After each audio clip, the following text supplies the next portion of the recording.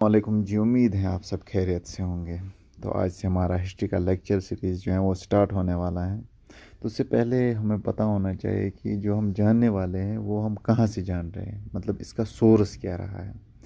तो इसीलिए अगर हमें कश्मीर की हिस्ट्री को जानना है तो उससे पहले हमें जानना पड़ेगा कि इसका सोर्स रहा क्या है, ये कहाँ से आ गया है। तो सोर्स से हमें पहले को देखने को मिलता है नीलमत पुराना, जिसका नाम नीलमता पुराना भी माना जाता है। तो ये एक ओल्ड संस्कृत टेक्स्ट है जो हमें प्रोवाइड करता है, किन चीज़ों की नॉलेज प्रोवाइड करता है। एक तो हिस्ट्री, कल्चर और जियोग्राफी जो जम्मू एंड कश्मीर की रही है, सॉरी कश्मीर की रही है। जम्मू की तो अलग सोर्सेज हैं। तो ये 18 महापुराणास में से एक माना जाता है जिनकी हिंदू रिवायात में बहुत एहतराम की जाती हैं। ठीक। तो इसके बाद हम देखते हैं ये आया कब से कब तक। तो ये कब से आया है, ये सिक्स्थ सेंचुरी से 8वीं सेंचुरी के बीच में आया है। तो ये इसको एक इम्पॉर्टेंट सोर्स बनाता है कश्मीर की एंशंट हिस्ट्री का और इंडिया की जो मिडिवल पीरियड की हिस्ट्री है उसका। तो इसमें क्या क्या जानने को मिलता है, इसमें पॉलिटिकल एडमिनिस्ट्रेशन के बारे में जानने को मिलता है, ट्रेड रिलेशंस के बारे में जानने को मिलता है, और सोसाइटल कस्टमर्स, मतलब उस वक्त में सोसाइटीज़ क्या चलती है, कैसे मतलब वैल्यूज़ नॉर्म्स क्या थे सोसाइटी के, जो ऑलरेडी आपको सोशलॉजी में भी देखने को मिलती हैं। तो ये, लेकिन जो बिलीफ्स हैं या प्रैक्टिसेस हैं, जैसे मतलब आधे मुस्लिम हैं आधे हिंदू हैं, तो उनका क्या रहता था कैसे रहता था, तो उस बारे में भी ये बात करते हैं। अब अगर बात की जाए कि कश्मीर का पुराना नाम क्या रहता है, तो कश्मीर का पुराना नाम रहता है कश्मीरा महात्मिया। ये बहुत बार क्वेश्चन भी आया है। तो माना जाता है, इस किताब के माध्यम से ये माना जाता है कि जो नागाज थे वो ओरिजिनल रेजिडेंट्स ऑफ कश्मीर थे।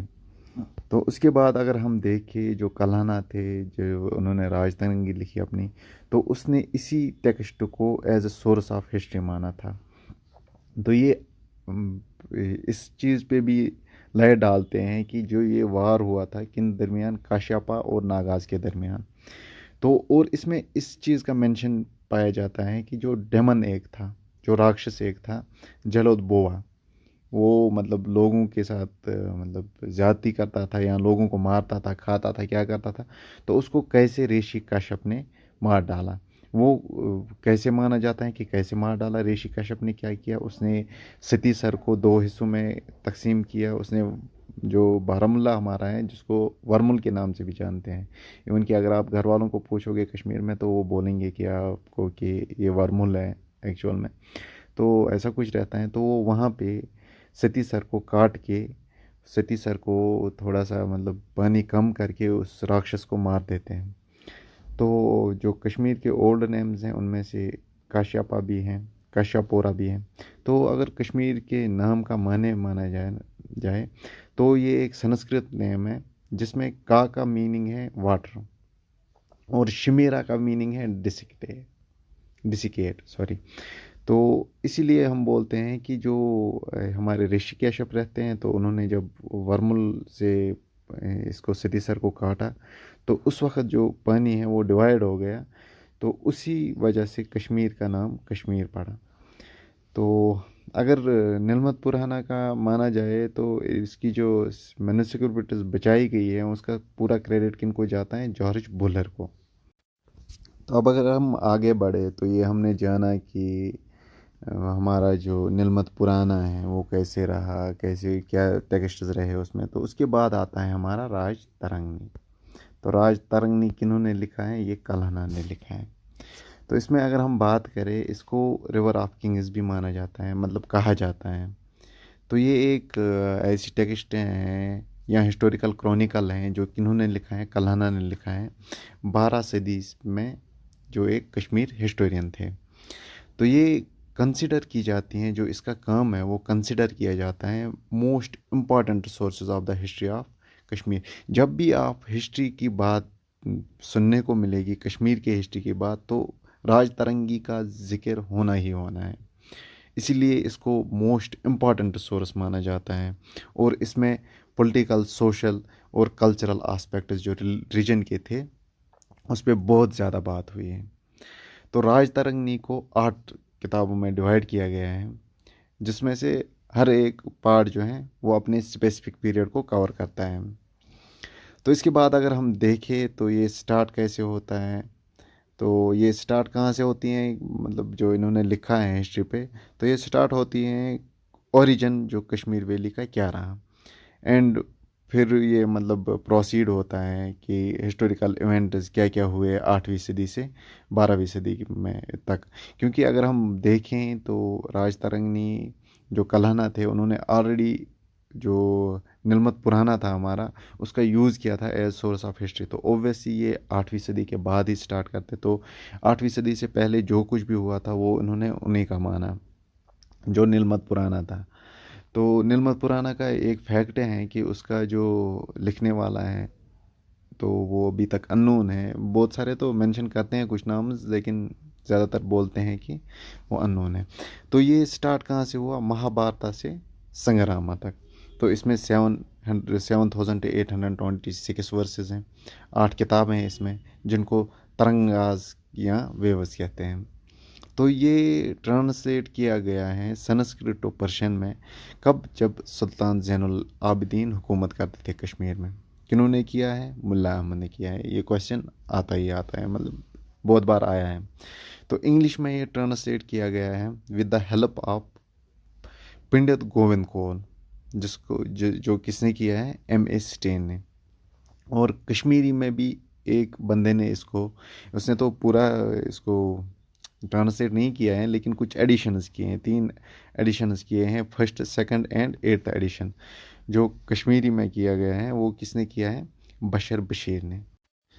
तो उसके बाद अगर हम देखें उसके बाद कौन सी इंपॉर्टेंट सोर्स रहती हैं, तो वो तारीख़ कश्मीर माना जाता है।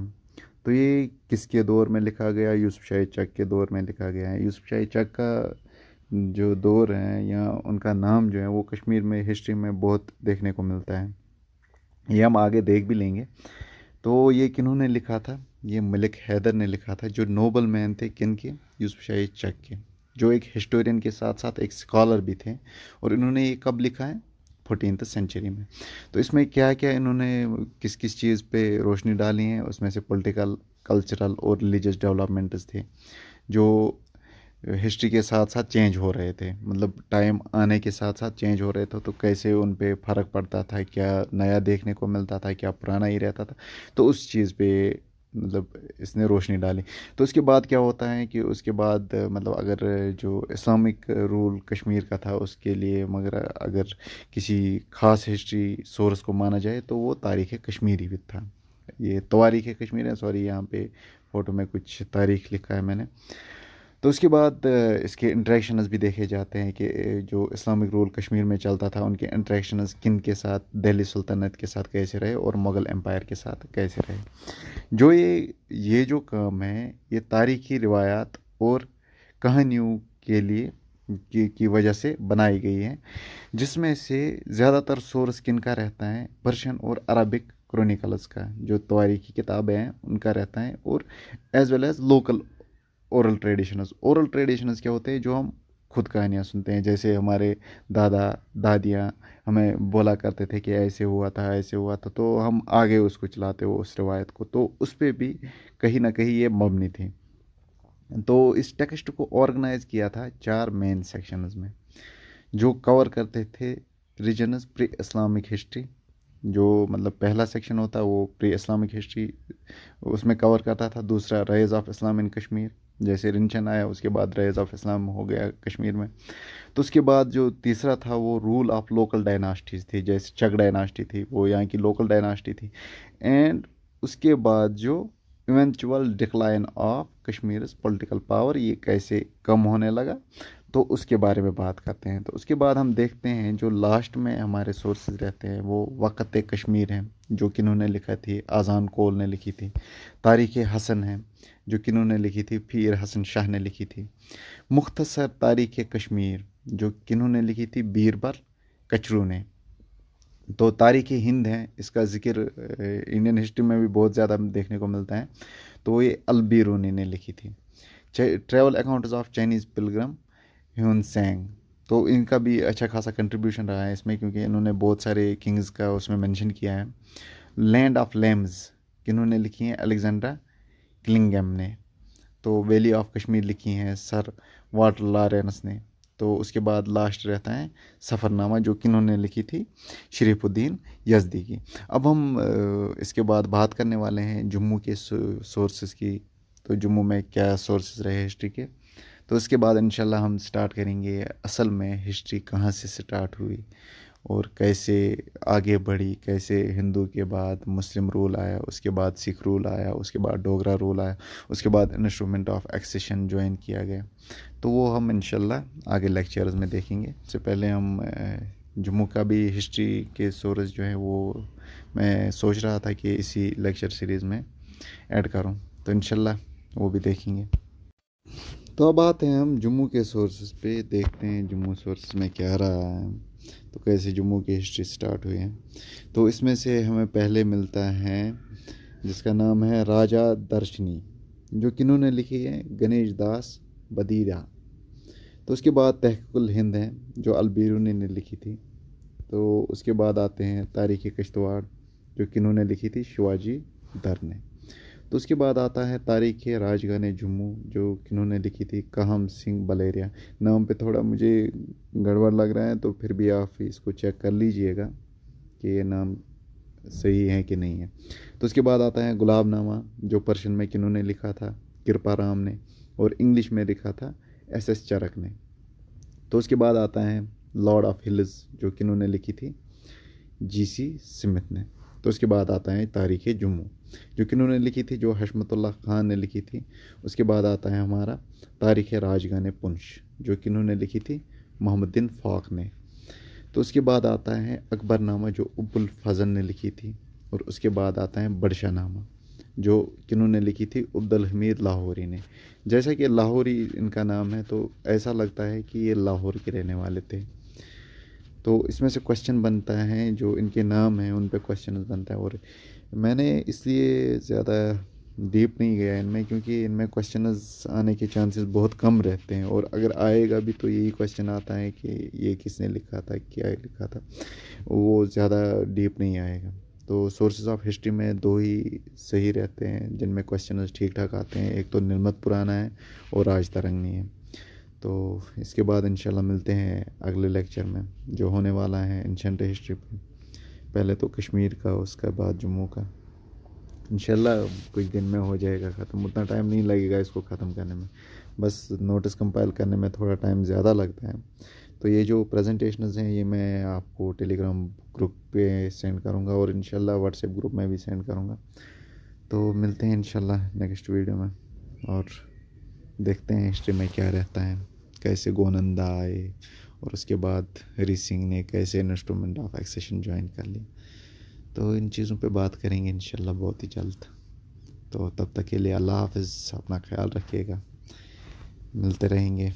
अब तो और इंडिया की हिस्ट्री का भी मुझे ही करना पड़ेगा, क्योंकि हिस्ट्री पोर्शन मैंने ही लिया है, हिस्ट्री और टूरिज़म पोर्शन का, क्योंकि ऑलरेडी